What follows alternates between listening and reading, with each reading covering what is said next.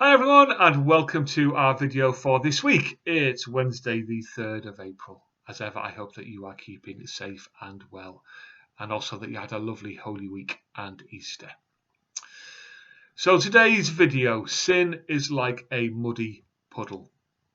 I was inspired to do this video by the passage in John's Gospel where Jesus washes his disciples' feet, which is of course a daily reminder for us that we should come to him each and every day and ask for his forgiveness so we can get rid of the little bits of sin that have built up in our day due to the fact that we are imperfect human beings.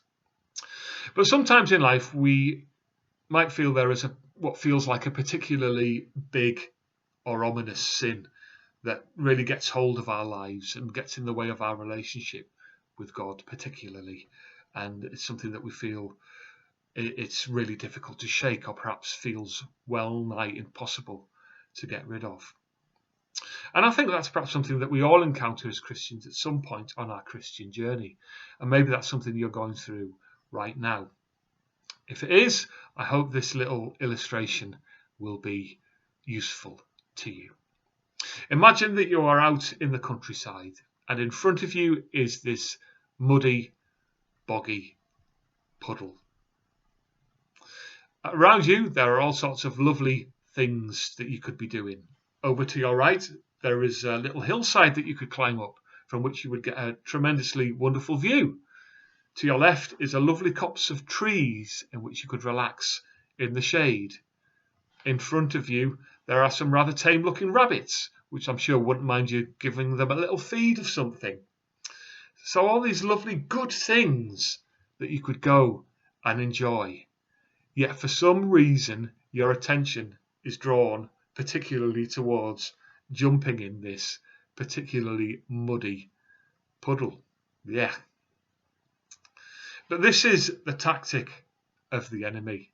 It gets us to ignore all the other good stuff that we could be doing and draws our attention towards the very thing we shouldn't. It's what he does with Adam and Eve in the Garden of Eden. The enemy focuses on the one restriction that Adam and Eve have been given by God. God says to them, you can enjoy all these other trees in the garden, all these beautiful fruits you can enjoy, but there's just this one that you can't have, okay?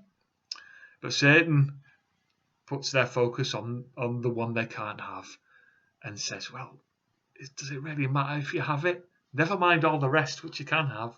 What about this one which you shouldn't do? And that's the tactic of the enemy. And he tries it with us in our lives, as I say. He'll try and get us to focus on the things that we shouldn't do. So again, just imagine you're standing in front of this muddy puddle. And instead of taking the enemy's bait and stepping into it, why don't you go and do something that you'll enjoy, that is good, that'll take your attention away from this horrible puddle. Go up that hill and have a look at the lovely view. Feed the rabbits so that they're content and it makes you to feel good. It's nice to do. Go on and relax in the trees. Have some time out. Take it easy. Have a bit of prayer time with God somewhere quiet. Anything to get you away from that horrible, mucky puddle. Because anything is better for you to do than what the enemy wants you to do. And one final thing, remember that tiny puddle in front of you, it's really small. There's a whole world of lovely stuff to go out and enjoy. So go out and do it. I hope that video was helpful for you anyway. I hope that you enjoyed it, and I'll speak to you again soon. Take care. Bye.